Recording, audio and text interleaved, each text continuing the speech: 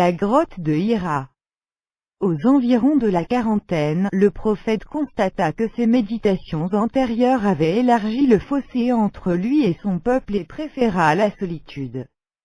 Muni de vivres et d'eau, il se rendait à la grotte de Hira, dans la montagne de la lumière, Jabal an-Nour, située à peu près à 4 km de la Mecque. Il y passait le mois de Ramadan. Nourrissait les pauvres qui l'y rejoignaient, passait son temps à l'adoration et à la réflexion sur les signes de l'univers qui l'entourait ainsi que sur la puissance créatrice qu'il cachait. L'associationnisme absurde et les représentations inconsistantes de son peuple ne le rassuraient pas. Cependant, il ne disposait ni d'une voie claire, ni d'une méthode définie, ni d'une démarche orientée pouvant lui apporter dans ce sens quiétude et satisfaction. Son choix de la solitude était un aspect de la guidance d'Allah à son égard. Guidance destinée à le détacher des préoccupations d'ordre terrestre, du tumulte de la vie, des petites considérations dont les gens meublaient leur vie, afin de le préparer à la grande affaire qui l'attendait. Ainsi, le prophète s'apprêtait à endosser la lourde responsabilité de changer la face du globe et de modifier le cours de l'histoire. Pendant 3 ans, Allah le voua à cette solitude avant de lui faire porter son message. Le début de la révélation. Lorsque le prophète eut 40 ans révolus, les indices de la prophétie commencèrent à se faire jour. De ces indices, on note que celui-ci ne faisait aucun rêve qu'il ne vit se réaliser. Ces songes apparurent pendant 6 mois. La durée de la prophétie fut de 23 ans. Quant au rêve vrai, il constitue une des 46 éléments de la prophétie. Au mois de Ramadan de la 3e année de solitude dans la grotte Hira, il plut à Allah d'inonder l'humanité de sa clémence en choisissant Mohammed comme prophète et comme messager. Il envoya Gabriel, lui révéler les premiers versets du Coran.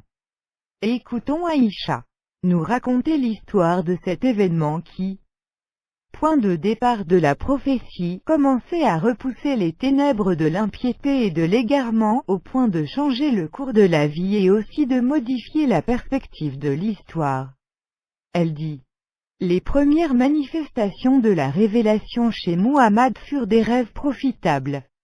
Il ne faisait aucun rêve sans en voir la réalisation.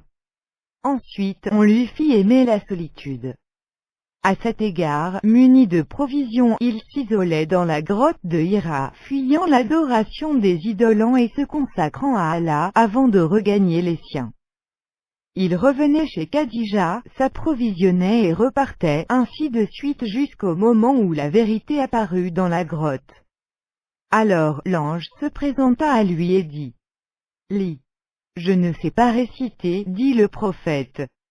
L'ange le saisit et le pressa jusqu'au point de le mener à l'étouffement. Ensuite, il le lâcha et reprit. Lis.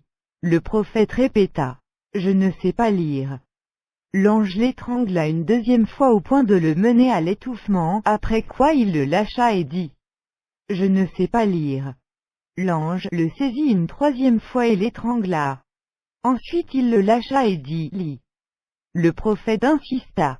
Alors, il dit: lis au nom de ton Seigneur qui a créé l'homme d'une adhérence. Lis, ton Seigneur est le très noble. Sourate 96. Versets 1 à 3. Le messager d'Allah revint tout tremblant chez Khadija bint Khuwaylid disant: enveloppez-moi. Enveloppez-moi. On l'enveloppa jusqu'au moment où se dissipa sa frayeur. Alors il raconta à Khadija ce qu'il venait de vivre en ajoutant: j'ai craint pour ma vie.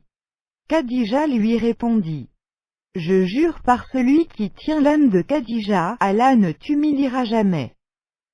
Tu maintiens le lien de parenté, composes avec tout le monde, assistes les nécessiteux, donnes l'hospitalité aux hôtes et aides à faire triompher la vérité. Elle l'emmena chez son cousin Waraka ibn Naufal ibn Asad ibn Abdil Uzza. Celui-ci était chrétien depuis l'époque anté-islamique. Sachant écrire l'hébreu, il écrivait aisément l'évangile dans cette langue. C'était aussi un grand sage qui avait perdu la vue. Khadija s'adressa à lui en ces termes: Cousin, écoute ce que va te dire ton neveu. Waraka demanda à Mohammed ce qu'il avait vu. Celui-ci lui décrit ce qu'il s'était passé. Waraka reprit. Ça c'est l'ange Gabriel qui est apparu autrefois à Moussa. Ah! Si seulement j'étais jeune. Si seulement je pouvais rester en vie au moment où ton peuple te chassera de la ville. Le messager d'Allah dit, vont-ils me faire sortir de la ville, eux? Oui, répondit Waraka. Il ajouta. Aucun homme n'a jamais apporté quelque chose de semblable à ce que tu apportes sans s'exposer à l'inimitié et à l'adversité, mais, si ce jour je me trouve en vie je t'aiderai énergiquement.